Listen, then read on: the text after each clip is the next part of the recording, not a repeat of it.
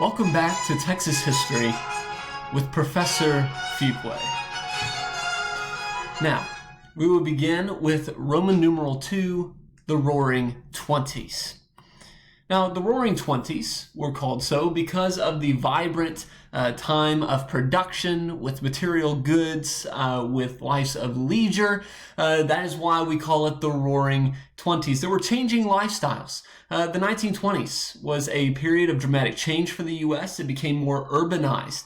We've talked about how during times of urbanization, that is when cities are beginning to grow, and so more and more people are moving into the cities, causing the population to boom. And while the population booms, a lot of times the economy goes with it.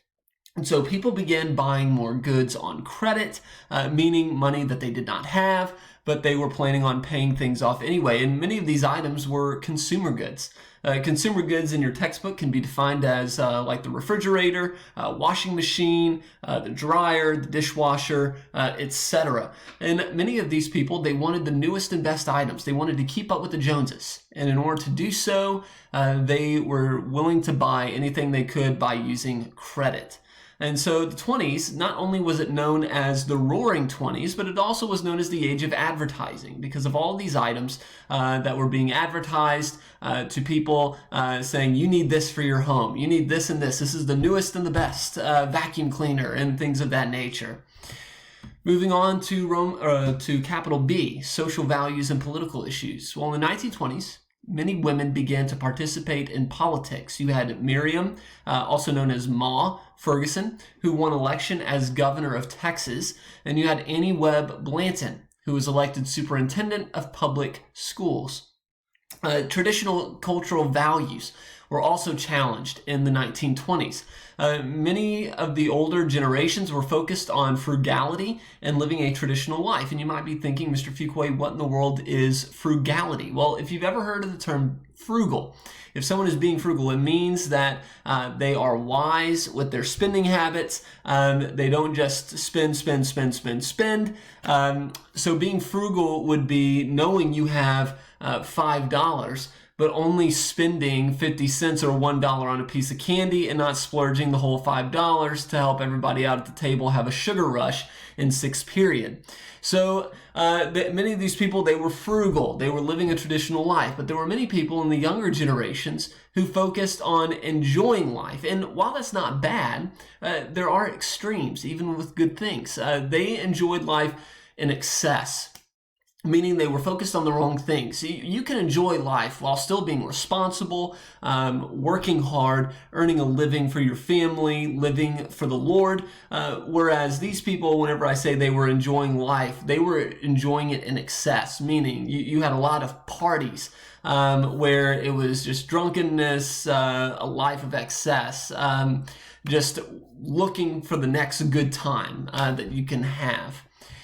Some of these women who were in the younger generation, they were called flappers. They began dressing, talking, and behaving in a way that was shocking to the older generations. And so they did this on purpose because basically they were saying, we know what the older generations believe, what our culture should be like, but we're the new generation and we're going to live how we want. Now, a biblical view of the Roaring Twenties, and this is really important, and I'd like you to pay attention to this, is that people placed too much importance and hope in material goods and worldly pleasures.